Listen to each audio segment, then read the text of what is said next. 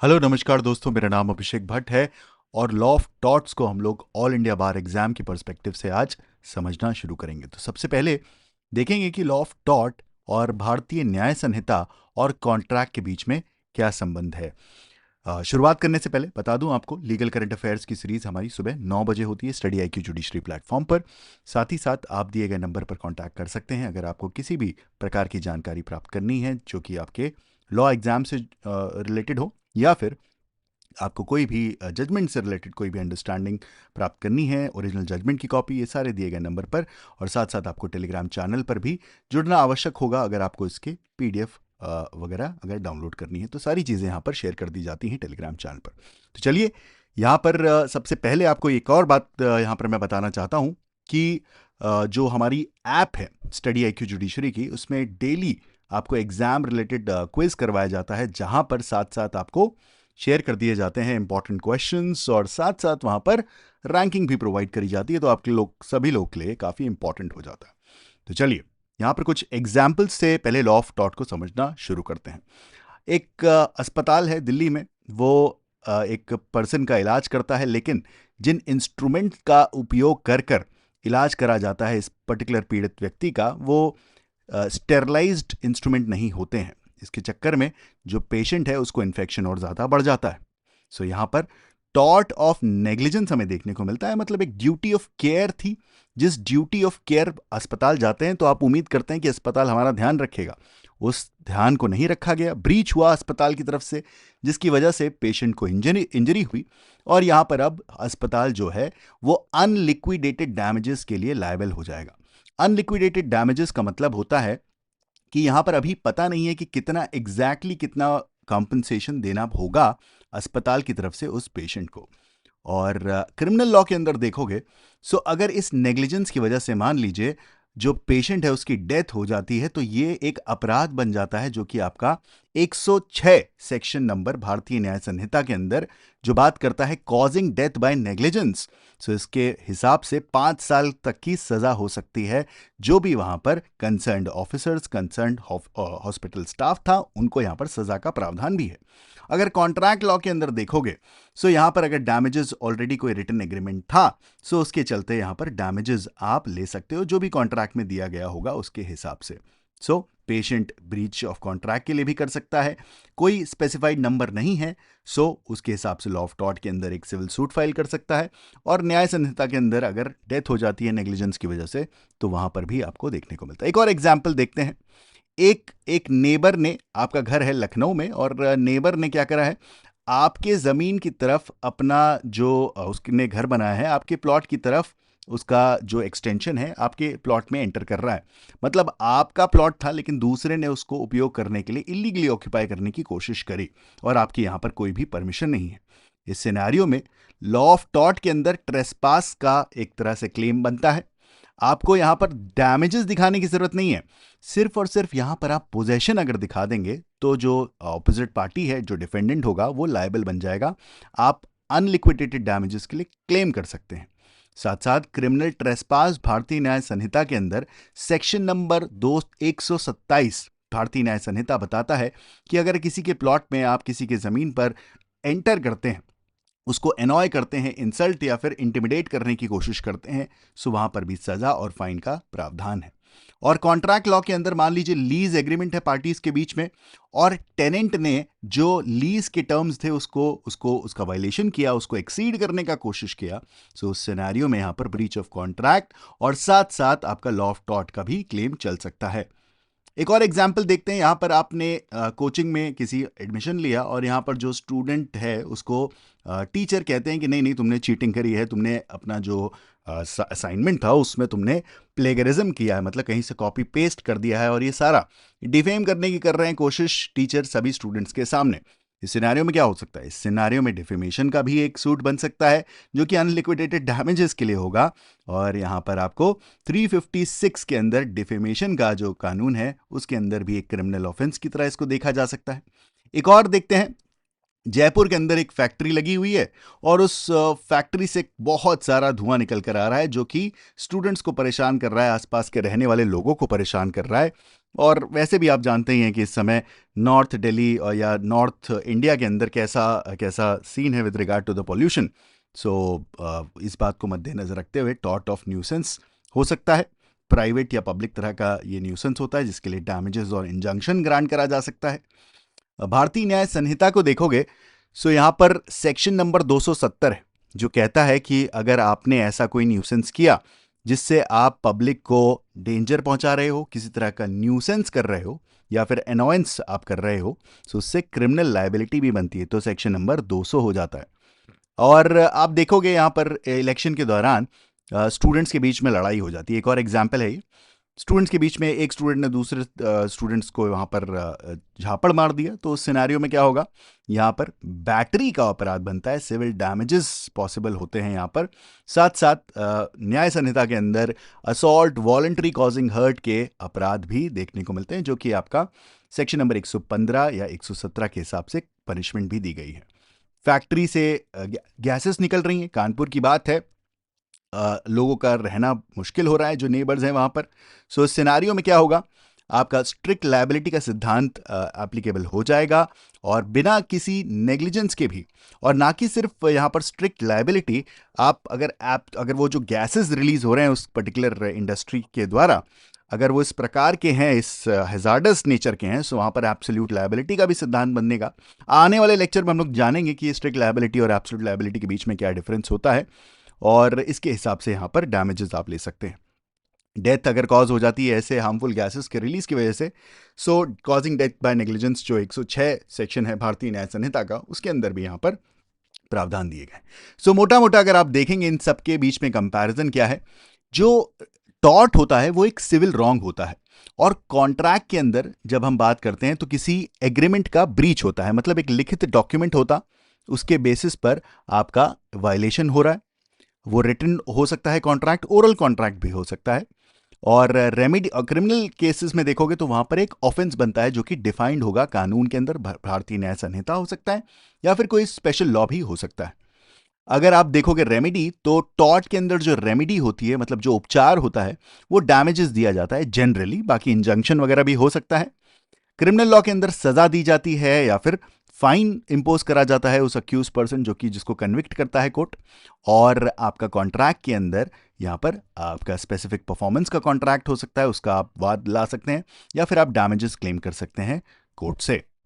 यहाँ पर कोई कंसेंट की जरूरत नहीं होती। लॉ ऑफ टॉर्ट के अंदर दोनों पार्टीज के बीच में जिसने भी टॉर्ट कमिट किया है आपके अगेंस्ट, तो आपके और उसके बीच में ऐसा कोई कंसेंट का एलिमेंट नहीं होगा, लेकिन कॉन्ट्रैक्ट के अंदर पार्टीज ने अग्री किया होगा स्टेटेड टर्म्स पर और उसके हिसाब से वायलेशन देखने को मिलेगा।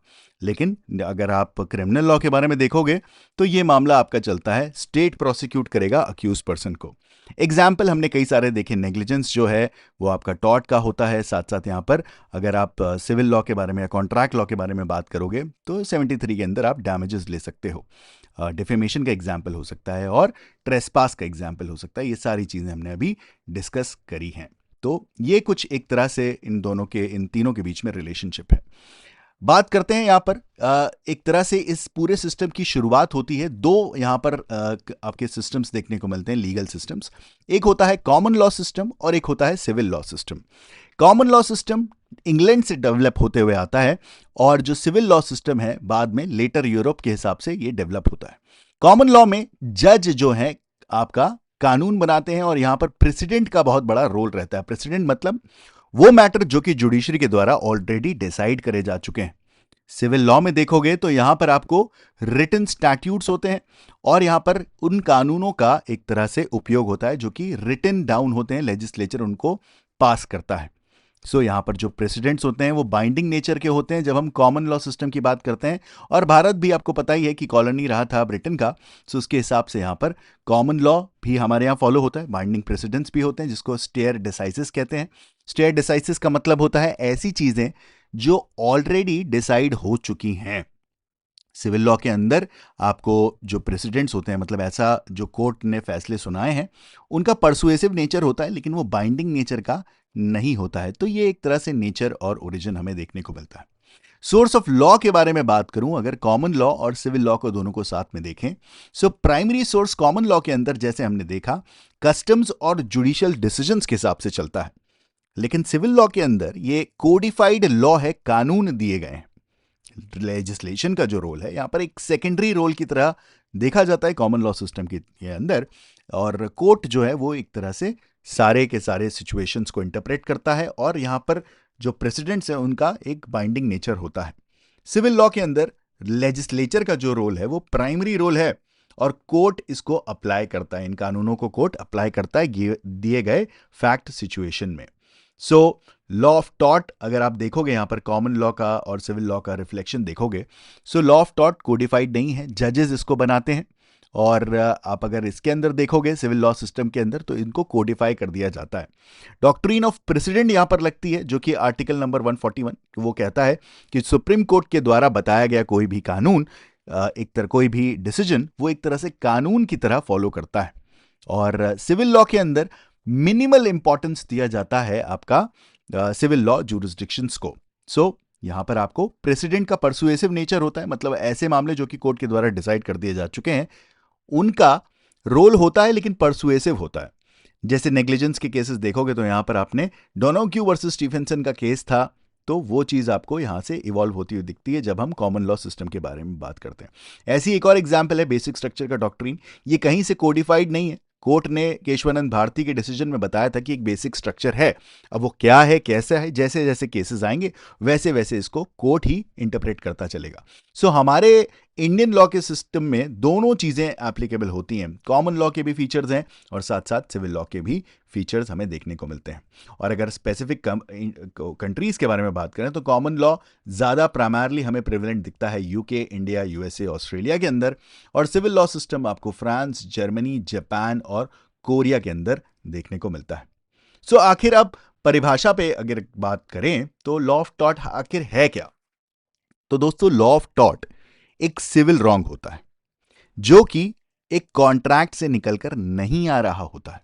इसके अंदर एक लीगल लायबिलिटी निकल कर आती है जो कि कॉमन लॉ प्रिंसिपल्स के हिसाब से डिसाइड होती है, और इसके अंदर जो क्लेम होता है वो आपका अनलिक्विडेटेड डैमेजेस के लिए होता है। तो टॉर्ट का अर्थ है एक नागरिक गलत जो सिविल रॉन्ग है, जो कि अनुबंध से उत्पन्न नहीं होता, कानूनी उत्तरदायित्व उत्पन्न करता है और सामान्य कानून पर यह आधारित है, कॉमन लॉ सिस्टम पर आधारित है। टॉर्ट जो शब्द है वो निकल कर आता है एक लैटिन शब्द टॉर्टम से, जिसका मतलब होता है वो चीजें जो कि ट्विस्टेड हो या फिर क्रुक्ड हो। हिंदी में देखोगे कोई चीज गलत हो या फिर टेढ़ी हो, वो सारी चीजें आपकी टॉर्ट शब्द के अंदर फॉल करती हैं। तो एक तरह से ये एक रॉन्गफुल एक्ट होता है। सो ऐसा ये जो प्रिसाइज डेफिनेशन है टॉर्ट की, इसके अंदर कई सारे प्रकार के रॉन्ग्स होते हैं या गलत चीजें होती हैं जिसको प्रिसाइसली डिफाइन करना डिफिकल्ट है, लेकिन हाँ अपनी सहूलियत के लिए हम इसकी लीगल डेफिनेशन को भी देखते हैं। लिमिटेशन एक्ट है, उसके अंदर भी डिफाइन करा गया है कि एक टॉर्ट जो है वो एक सिविल रॉन्ग होता है जिसमें ब्रीच ऑफ कॉन्ट्रैक्ट ना ही ब्रीच ऑफ ट्रस्ट के एलिमेंट हमें देखने को मिलते हैं। मतलब कॉन्ट्रैक्ट भी नहीं है, ना ही वो एक ट्रस्ट की डीड है, और बट है वो एक सिविल रॉन्ग। सैलमन ने कहा था कि ये सिविल रॉन्ग है जिसके लिए आप अनलिक्विडेटेड डैमेजेस का एक सूट ला सकते हैं। अनलिक्विडेटेड शब्द मतलब वो चीज, वो डैमेजेस जो कि अभी लिक्विड नहीं है, मतलब उनका नंबर प्रिसाइज नहीं है कि कितना अमाउंट ऑफ डैमेजेस देने पड़ेंगे। विनफील्ड जो विचारक हैं उनके द्वारा बोला जाता है कि एक ड्यूटी है जो कि लॉ के द्वारा फिक्स करी जाती है, और जिसके ब्रीच पर, उस ड्यूटी का जब ब्रीच किया जाता है किसी के द्वारा, तो उस सिनेरियो में आप डैमेजेस मांग सकते हैं। ये दो डेफिनेशंस आपकी बहुत ज़्यादा इंपॉर्टेंट हैं, सैलमन और विनफील्ड की डेफिनेशन, और एग्जाम के अंदर आपको इन परिभाषाओं से सवाल पूछा जा सकता है। फिर फ्रेजर का मामला आता है जहां पर बताया जाता है कि ये एक राइट इन रेम का वायलेशन होगा। आगे चल के जानेंगे और डिटेल में कि राइट इन रेम होता है क्या। बेसिकली अगर बात करें तो राइट इन रेम एक वो अधिकार है, वो राइट है जो कि पूरे समाज के अगेंस्ट आपके पास होता है। सो ये क्या है, आपका फ्रेजर के द्वारा दी गई एक तरह से डेफिनेशंस हैं, ये लिमिटेशन लॉ के अंदर सैलमन के द्वारा, फिर विनफील्ड के द्वारा और फ्रेजर के द्वारा। सो लॉ ऑफ टॉर्ट की कैरेक्टरिस्टिक्स क्या है दोस्तों? कैरेक्टरिस्टिक की बात करूं तो ये एक सिविल रॉन्ग है, जैसे हमने बार बार इसको रिपीट किया। इसके लिए रेमेडी या उपचार क्या है? आप एक वाद ला सकते हैं जो कि अनलिक्विडेटेड डैमेजेस का वाद होता है, और इसको डिस्टिंग्विश किया जाता है, कॉन्ट्रैक्ट से अलग होता है ये, और क्राइम से भी ये अलग होता है। सो नागरिक गलत है और यहां पर अप्रमाणित हर्जाना देना होता है। अभी फाइनल नहीं हुआ है कितना हर्जाना देना है, और ये कोर्ट डिसाइड करता है केस जब आप फाइल कर देते हैं उसके बाद, और ये अनुबंध मतलब कॉन्ट्रैक्ट और अपराध से अलग होता है। सो एक सिविल रॉन्ग है, इसका मतलब आप जाएंगे सिविल कोर्ट प्लेंटिफ बनकर। प्लेंटिफ जो प्रतिवादी होगा उसको सू करेगा, मतलब प्लेंटिफ जो वादी होगा वो प्रतिवादी को सू करेगा एक सिविल कोर्ट के अंदर, हिंदी में बोलूं तो दीवानी न्यायालय के सामने। एग्जाम्पल्स हमने देखे, असॉल्ट हो सकता है, लाइबल हो सकता है। तो इन सिनेरियो में आपके पास डुअल रेमेडी होती है, मतलब एक क्रिमिनल रॉन्ग की तरह भी देखा जाता है, और साथ साथ यहां पर आपको टॉर्ट का क्लेम भी देखने को मिलता है। सो अनलिक्विडेटेड डैमेजेस आखिर अब हैं क्या? अनलिक्विडेटेड डैमेजेस मतलब यहां पर ये जो डैमेजेस हैं, ये जो हर्जाना देना है, ये पूर्व निर्धारित नहीं है, it is not pre determined, और ये कोर्ट के द्वारा डिसाइड किया जाता है। न्यायालय जब आप सूट फाइल कर देते हैं उसके बाद उसी सूट में डिसाइड करता है अंततः कि कितना हर्जाना देना होगा। सो ये होता है अनलिक्विडेटेड डैमेजेस। टॉर्ट के अंदर अनलिक्विडेटेड डैमेजेस होते हैं क्योंकि कॉन्ट्रैक्ट एग्जिस्ट नहीं करता प्लेंटिफ और डिफेंडेंट के बीच में। बाकी रेमेडीज डैमेजेस के अलावा यहां पर निषेधाज्ञा, जिसको इंजंक्शन कहते हैं, injunction, permanent injunction, temporary injunction, दोनों क्लेम करे जा सकते हैं, और साथ साथ स्पेसिफिक रेस्टिट्यूशन का क्लेम भी मांगा जा सकता है, मतलब जो स्थिति थी उसको वापस से रिस्टोर कर देना चाहिए, स्पेसिफिक रेस्टिट्यूशन का भी क्लेम यहां पर मांगा जा सकता है। तो यहां पर आप देखोगे not all civil wrongs are tort, इसका मतलब है कि यहां पर कॉन्ट्रैक्ट लॉ के साथ, ट्रस्ट लॉ के साथ थोड़ा सा क्या होगा, एक ओवरलैप हो सकता है। सारे सिविल रॉन्ग इसका मतलब सारे के सारे टॉर्ट होते हैं ऐसा नहीं है। सिविल रॉन्ग जिनके लिए एक कॉन्ट्रैक्ट एग्जिस्ट करता है वो कॉन्ट्रैक्ट वाले कैटेगरी में चले जाएंगे, और जिनके लिए कोई कॉन्ट्रैक्ट एग्जिस्ट नहीं करता और ना ही कोई ट्रस्ट डीड एग्जिस्ट करती है वो आपके प्योर टॉर्ट के क्लेम्स बन जाते हैं। तो कुछ टॉर्ट्स हैं जो कि एक्शनेबल पर से होते हैं। इसमें आपको हर्जाना दिखाने की या फिर आपको नुकसान हुआ है ऐसा दिखाने की आवश्यकता नहीं होती है। मतलब जैसे कि आपकी जमीन थी, जमीन पर किसी और ने कब्जा करने की कोशिश करी है, तो आपको पर से यह दिखाने की जरूरत नहीं है कि आपको उससे नुकसान कोई सहना पड़ा है। बस आपका राइट टू पोजेस ही अगर किसी ने वायलेट कर दिया है वही अपने में काफी है।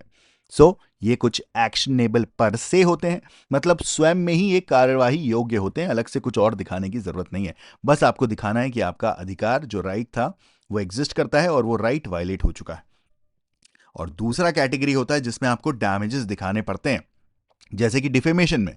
सो जो टॉर्ट का क्लेम जब आप डिफेमेशन के लिए एक सूट फाइल करते हैं उस सिनेरियो में आप दिखाएंगे कि आपकी जो इमेज है, जो रेपुटेशन है, उसको हानि पहुंची है, तो वहां पर डैमेज आपको दिखाना पड़ेगा। सो अगर आप देखोगे यहाँ पर टॉर्ट के अंदर एसेंशियल्स क्या है, सबसे पहले आपको एक दिखाना पड़ेगा कोर्ट को कि एक एक्ट हुआ है या फिर एक यहाँ पर ओमिशन हुआ है, जिसको लोप भी कहते हैं या जिसको चूक भी कहते हैं।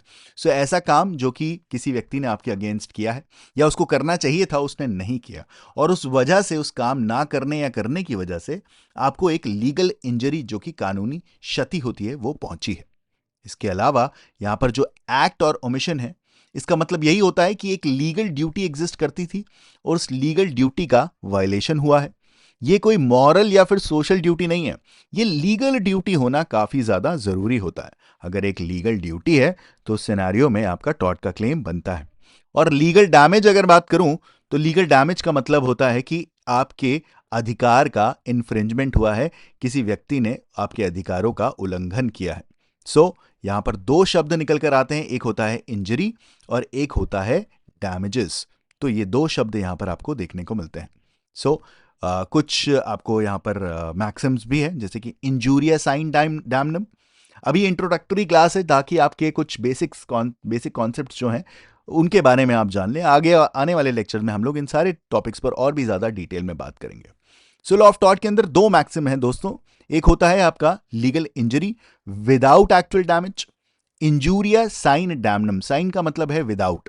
सो इंजरी हुई है, लीगल इंजरी हुई है, पर आपको कोई डैमेज नहीं हुआ है। लीगल इंजरी होने से ही आपका टॉर्ट का क्लेम एस्टैब्लिश हो जाता है। और दूसरा होता है, दो मैक्सिम्स लगते हैं यहां पर टॉर्ट में, डैमनम साइन इंजूरिया। इसका मतलब है कि आपको डैमेज तो हुआ है, नुकसान तो आपको हुआ है, लेकिन वहां पर कोई भी आपके लीगल राइट वायलेट नहीं हुए हैं। सो लीगल इंजरी आपको नहीं हुई है। सो क्षति नहीं, फिर भी अधिकार का हनन, कोई आपका क्षति नहीं पहुंची है आपको, लेकिन फिर भी आपके अधिकारों का हनन हुआ है, इसको बोलेंगे इंजूरिया साइन डैमनम। इंजरी होना बहुत जरूरी है लॉ ऑफ टॉर्ट के लिए, तो नंबर 1 पॉइंट पर ही आपका लॉ ऑफ टॉर्ट काम करता है। अगर आपको हानि हुई है लेकिन उसमें कोई आपका कानूनी अधिकार नहीं वायलेट हुआ है, जैसे कि मान लीजिए दो स्कूल्स हैं, ग्लॉसेस्टर ग्रामर स्कूल का एक केस होता है जिसके अंदर एक स्कूल पहले से चल रहा होता है, ऑपोजिट रोड पर दूसरा स्कूल भी खुल जाता है। इसकी वजह से इस स्कूल में जितने एडमिशन आने चाहिए थे उतने नहीं आते, इसमें भी थोड़े एडमिशन चले जाते हैं। सो नुकसान तो हो रहा है इस वाले स्कूल को, लेकिन क्या कोई लीगल राइट वायलेट हुआ है? बिल्कुल भी नहीं, क्योंकि आपके पास अधिकार है स्कूल खोलने का। इन व्यक्ति ने जब लीगली एक प्रॉपर वैलिड तरीके से स्कूल खोला है, तो कोई भी नुकसान वहां पर एक तरह से होने के बाद भी, लेकिन लीगल राइट वायलेट नहीं हुआ है। ठीक है, चलिए कुछ प्रैक्टिस सवाल देख लेते हैं यहां पर। सबसे पहले आप देखिए यहां पर, इनमें से कौन सा टॉर्ट को बढ़िया से डिफाइन करता है? Which of the following best defines the law of tort? Options हैं, ये क्रिमिनल रॉन्ग है, पनिशेबल अंडर बीएनएस, या फिर एक सिविल रॉन्ग है जो कि कॉन्ट्रैक्ट या ट्रस्ट से नहीं निकल कर आता है, ये एक ब्रीच हुआ है कॉन्स्टिट्यूशनल लॉ का, या फिर written agreement between the two parties. So हमें ये बात ऑलरेडी पता है, आप भी यहां पर लाइव चैट में बता सकते हैं, साथ साथ अगर रिकॉर्डेड फॉर्मेट में देख रहे हैं तो कमेंट भी कर सकते हैं। तो क्वेश्चन नंबर 1 जो है वो कह रहा है कि आप टॉर्ट को किस तरह से यहां पर डिफाइन होते हुए देखेंगे। देखिएगा यहां पर एक ये सिविल रॉन्ग है, ये मैंने ऑलरेडी बताया आपको, जो कि कॉन्ट्रैक्ट और ट्रस्ट से नहीं निकल कर आता है। सो सही उत्तर क्या होगा यहां पर? ऑप्शन नंबर बी सही होगा। जी हां, एकदम सही। आप सभी लोग का यहां पर एक तरह से जो सोचना है वो एकदम सही है। सिविल रॉन्ग क्या है, और ये कॉन्ट्रैक्ट और ना कि ट्रस्ट से निकल कर आता है। अगला सवाल है कि इंजूरिया साइन डैमनम को यहां पर एक एग्जाम्पल के बारे में बताइए कि इनमें से कौन सा यहां पर इंजूरिया साइन डैमनम पर अप्लाई करेगा। इंजूरिया साइन डैमनम, मैंने जैसे बताया कि इंजरी हुई है लेकिन कोई डैमेज नहीं हुआ है। इंजरी का मतलब लीगल इंजरी हुई है, मतलब आपके अधिकारों का हनन हुआ है लेकिन डैमेज नहीं हुआ है। So losing property in flood, being defamed in a newspaper, being prevented from voting despite no change in the election result, loss in business due to competition.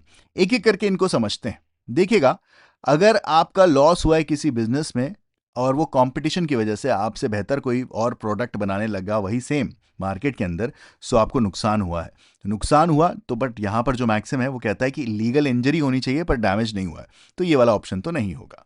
Being prevented from voting, voting का अधिकार आपको नहीं देने दिया गया, मतलब vote आपको नहीं डालने दिया गया, पर इलेक्शन के रिजल्ट पर कोई असर नहीं पड़ा, कोई डैमेज नहीं हुआ है, तो ये ऑप्शन थोड़ा फिट होता हुआ दिखता है, क्योंकि अधिकारों का लीगल इंजरी तो हुई है, क्योंकि राइट टू वोट आपका अधिकार था, आपको वोट डालने नहीं दिया गया, और वो भी सही वैलिड तरीके से नहीं डालने दिया गया, तो ये ऑप्शन हमें काफी क्लोज दिखता है। बीइंग डिफेम्ड इन न्यूज़पेपर, न्यूज़पेपर में डिफेम करा गया है, सो यहां पर डैमेज हुआ है, आपको लीगल इंजरी भी हुई है, तो इंजूरिया साइन डैमनम का एग्जाम्पल थोड़ा ये नहीं देखने को मिलता है। फिर लूजिंग प्रॉपर्टी इन फ्लड्स, फ्लड्स की वजह से आपको प्रॉपर्टी जो है वो एक तरह से आपको उसका नुकसान हुआ है, सो यहां पर भी आपको एक तरह से देखना होगा कि डैमेज हुआ है लेकिन लीगल इंजरी हुई कि नहीं हुई है, ये एक क्वेश्चन मार्क होगा। सो जो बेस्ट एग्जाम्पल होगा, बेस्ट ऑप्शन होगा, वो होगा ऑप्शन नंबर सी, जहां पे आपके अधिकार राइट टू वोट का वायलेशन है, और ये एक लैंडमार्क केस है जिसके बेसिस पर ये सवाल बनाया गया है। अगर आपको लैंडमार्क केस पता है कि इस पर कौन सा लैंडमार्क केस है, जरूर से बताइएगा यहां पर चैट के अंदर। अगले सवाल पर बढ़ते हैं। ये कहता है कि लॉ ऑफ टॉर्ट जो है वो प्राइमरली एक which kind of remedy provide करता है। क्या यहां पर लॉ ऑफ टॉर्ट के अंदर सजा होती है, या यहां पर लिक्विडेटेड डैमेजेस होते हैं, क्या यहां पर स्पेसिफिक परफॉर्मेंस करवाया जाता है, या यहां पर अनलिक्विडेटेड डैमेजेस का क्लेम आप कर सकते हैं। तो जैसे कि मैंने बताया, देखो लॉ ऑफ टॉर्ट एक सिविल रॉन्ग होता है जिसके लिए आप अनलिक्विडेटेड डैमेजेस का एक वाद लाते हैं। अनलिक्विडेटेड डैमेजेस होते हैं वो डैमेजेस जो कि अभी डिसाइडेड नहीं है और कोर्ट इनको डिसाइड करेगा, क्योंकि पार्टीज के बीच में टॉर्ट के अंदर प्लेंटिफ और जो डिफेंडेंट है उनके बीच में कोई भी कॉन्ट्रैक्ट एग्जिस्ट नहीं करता। सो डैमेजेस तो डिसाइड कोर्ट ही करेगा। सो इसी बात को बोलते हैं अनलिक्विडेटेड डैमेजेस। बाकी स्पेसिफिक परफॉर्मेंस का मतलब होता है कि आप उस कॉन्ट्रैक्ट को जो कि प्लेंटिफ और डिफेंडेंट के बीच में है, उस कॉन्ट्रैक्ट को अब कोर्ट जाकर फुलफिल करवाने की बात है, उसको स्पेसिफिकली परफॉर्म करवाया जाता है, क्योंकि हो सकता है दूसरे पार्टी अपने ऑब्लिगेशंस को, अपने दायित्व को फुलफिल ना कर रहा हो। और लिक्विडेटेड डैमेजेस में ऑलरेडी जो कॉन्ट्रैक्ट है उसमें बताया गया होता है कि अगर दूसरा पार्टी, कोई भी पार्टी अगर कॉन्ट्रैक्ट के टर्म्स को वायलेट करेगा तो उस सिनेरियो में हम उसको लिक्विडेटेड डैमेजेस, इतना अमाउंट उसको क्षतिपूर्ति देनी पड़ेगी दूसरे पार्टी को। इम्प्रिजनमेंट आपको क्रिमिनल लॉ के अंदर देखने को मिलता है। तो सही उत्तर दोस्तों क्या होगा यहां पर? एकदम सही है, डी ऑप्शन यहां पर एकदम सही जवाब होगा। अगले सवाल पर बढ़ते हैं कि जो टॉर्ट है वो कॉन्ट्रैक्ट के क्लेम से कैसे अलग होता है, किस तरह से यह अलग होता है। तो जो टॉर्ट है यह अराइज करता है म्यूचुअल प्रॉमिस से, नंबर 1 ए ऑप्शन। फिर जो टॉर्ट है वो प्री अग्रीड ऑब्लिगेशन से निकल कर आता है, या टॉर्ट अराइज करता है विदाउट प्रायर लीगल रिलेशनशिप, या टॉर्ट हमेशा इंप्रिजनमेंट इसमें इंक्लूडेड होता है। यहां पर आप अगर आप ऑप्शन नंबर देखोगे, ये म्यूचुअल प्रॉमिस की बात कर रहा है जो कि हमें टॉर्ट के अंदर नहीं देखने को मिलती। प्री अग्रीड ऑब्लिगेशंस के बारे में बात कर रहा है तो बिल्कुल भी नहीं, ये भी नहीं होता है। और यहां पर जो डी ऑप्शन है वो कहता है कि इसके अंदर इंप्रिजनमेंट का ऑप्शन होता है जो कि नहीं होता है। यहां पर कोई भी प्रायर लीगल रिलेशनशिप पार्टीज के बीच में नहीं होता। इसी वजह से जो टॉर्ट है और कॉन्ट्रैक्ट है दोनों अलग होते हैं। कॉन्ट्रैक्ट के अंदर पार्टीज के बीच में ऑलरेडी डिसाइडेड होता है कि अगर यहां पर वायलेशन होगा उस सिनेरियो में ये इतने इतने अमाउंट के डैमेजेस देने होंगे। तो यहां पर सही उत्तर हो जाएगा आपका सी। टॉर्ट और क्राइम के बीच में दोस्तों क्या फर्क है? टॉर्ट और क्राइम के बीच में सबसे पहला ऑप्शन कहता है क्राइम जो है उसके अंदर प्राइवेट इंजरी होती है, टॉर्ट जो है उसमें स्टेट प्रोसिक्यूट करता है। और जो टॉर्ट है, सी ऑप्शन कहता है कि एक सिविल रेमेडी है, प्रोवाइड करता है, और क्राइम के अंदर आपको पनिशमेंट देखने को मिलती है। और डी ऑप्शन कहता है कि ये मॉरल रॉन्ग से निकल कर आता है, मतलब नैतिक एक तरह से गलत किसी ने आपके साथ किया है। क्राइम के अंदर प्राइवेट इंजरी की बात करी जा रही है जो कि नहीं होता, एक पब्लिक रॉन्ग माना जाता है। Crime is considered to be against entire society. इसी वजह से जो स्टेट है वो प्रोसिक्यूट करता है अक्यूज पर्सन को। आपने केसेस का नाम देखा होगा कि स्टेट वर्सेस अक्यूज पर्सन का नाम होता है। तो ये इस वजह से होता है क्योंकि वेलफेयर स्टेट के अंदर स्टेट इस बात का दायित्व लेता है कि हम अक्यूज पर्सन को प्रोसिक्यूट करेंगे। अगर ऑप्शन नंबर बी देखो तो यहां पर टॉर्ट में कह रहा है कि प्रोसिक्यूशन स्टेट करता है, जो कि एकदम गलत बात है। यहां पर क्रिमिनल लॉ के अंदर यह होता है कि स्टेट प्रोसिक्यूट करता है। और डी ऑप्शन देखोगे तो कह रहा है कि टॉर्ट निकल कर आता है मॉरल रॉन्ग से, जो कि गलत है। जहां पर लीगल रॉन्ग होना जरूरी है, या फिर इसको सिविल रॉन्ग बोलें तो ज्यादा बेहतर होगा। ऑप्शन नंबर सी एकदम सही है, जो कहता है कि सिविल जो रेमेडी है वो प्रोवाइड करी जाती है लॉ ऑफ कॉन्ट्रैक्ट के द्वारा, जो कि आपका डैमेजेस का क्लेम हो सकता है या फिर इंजंक्शन ग्रांट करा जा सकता है। और क्राइम के अंदर आपको पनिशमेंट दी जाती है अक्यूज पर्सन को। C option would be the right option. यहां पर जो टॉर्ट है एक्शनेबल पर से का मतलब क्या है? एक्शनेबल पर से, ऐसे टॉर्ट जिसमें आपको आपका जो डैमेजेस है, डैमेज हुआ है, आपको नुकसान हुआ है, ऐसा दिखाने की आवश्यकता नहीं है। पर से आपका अधिकार अगर वायलेट हुआ है तो आप कोर्ट जा सकते हैं, सिविल कोर्ट जा सकते हैं। Negligent driving without accident, number 1। Entry into someone's land without permission, trespass हुआ है। पब्लिशिंग अ ट्रू स्टेटमेंट, किसी सत्य स्टेटमेंट को आपने पब्लिश किया, क्या वो एक टॉर्ट पर से हो जाएगा? Refusing to help a drowning man, कोई डूबते हुए आदमी को आपने बचाया नहीं, तो क्या ये एक टॉर्ट का क्लेम बन जाएगा?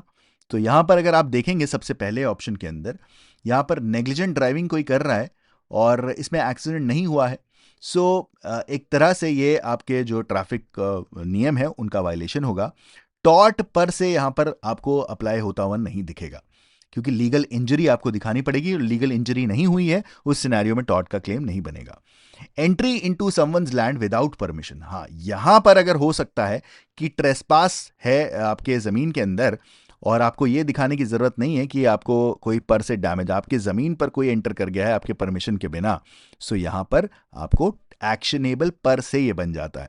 बाकी ऑप्शन देखोगे तो यहां पर डिफेमेशन के बारे में बोल रहा है सी ऑप्शन, ये कहता है कि किसी ने एक सत्य स्टेटमेंट पब्लिश कर दिया जिससे आपको डैमेजेस हो गए, आपको नुकसान हुआ। सो क्योंकि ये सत्य बात है तो इसके लिए कोई केस बनता ही नहीं है। और एक डूबते हुए आदमी को आपने बचाया नहीं क्योंकि आपकी लीगल ड्यूटी नहीं थी, तो हाँ, ये एक मॉरल रॉन्ग तो है, नैतिकता कहती है कि आपको उस व्यक्ति को बचाना चाहिए था, लेकिन क्योंकि आपकी लीगल ड्यूटी नहीं थी, सो इस सिनेरियो में ये ऑप्शन भी गलत हो जाता है। तो दोस्तों, सही ऑप्शन होगा, आप सभी लोग की ये बात एकदम एक तरह से सही समझ रहे हैं आप लोग, क्या है कि entry into someone's land without permission, बिना परमिशन के आपने किसी के जमीन पर एंटर कर लिया। बढ़ते हैं अगले सवाल की तरफ। एक्स कहता है वाई को कि भाई मेरे गाड़ी की चाबियां मैं आपको दे रहा हूं, इनको सेफली रखना। वाई ने क्या किया, यहां पर जो गाड़ी है उसको अनलॉक्ड छोड़ दिया सड़क पर, और इसकी वजह से जो गाड़ी है वो चोरी हो गई। इसके हिसाब से यहां पर कौन सा आपको सिविल रॉन्ग देखने को मिलेगा? क्या ये ब्रीच ऑफ ट्रस्ट हुआ है सिर्फ और सिर्फ? क्या ये टॉर्ट ऑफ नेग्लिजेंस हुआ है? क्या यहां पर breach of bailment plus tort of negligence हुआ है? या फिर यहां पर कोई भी गलती नहीं करी गई है? देखिए, यहां पर एक्स ने अपनी गाड़ी की चाबी वाई को दी थी और कहा था कि इसको सेफली रखना। सो बेलमेंट का प्रोविजन यही कहता है कि जब अपने किसी गुड्स को आप दूसरे के पास रखते हैं तो इसको कहते हैं बेलमेंट। तो बेलमेंट और बेलमेंट का यही मतलब ही यही होता है कि एक तरह से आप उसके गुड्स को सेफली रखोगे, लेकिन आपने सेफली नहीं रखा। और यहां पर साथ साथ टॉर्ट ऑफ नेग्लिजेंस भी है, जहां पर आपको देखने को मिलता है कि आपने बोला था कि मेरी गाड़ी को आपको ढंग से सेफली रखना होगा, लेकिन इन्होंने नेग्लिजेंटली गाड़ी को अनलॉक्ड रखा रोड पर, जिसकी वजह से फिर वो गाड़ी जो है चोरी हो जाती है। सो यहां पर ब्रीच ऑफ बेलमेंट भी हुआ है और साथ साथ टॉर्ट ऑफ नेग्लिजेंस का भी आपको यहां पर क्लेम देखने को मिलेगा। तो ये था आज का लेक्चर, जहां पे हमने टॉट की कुछ बेसिक चीजों को आपको ओरिएंट करने की कोशिश करी कि लॉ ऑफ टॉट को आप लोग बेहतर समझे। आगे के सेशन में हम लोग और भी इसको डिटेल्ड बनाते चले जाएंगे। तो चलिए, आज का सेशन यहीं तक। आप जुड़ सकते हैं मेरे साथ टेलीग्राम चैनल पर और कंटिन्यू रहिएगा आपके लॉ ऑफ टॉट के जो सब्जेक्ट है इसको और भी बेहतरीन तरीके से समझने के लिए। This is me Abhishek Bhatt signing off. I will see you in the next lecture. Until then, bye bye, take care and जय हिंद।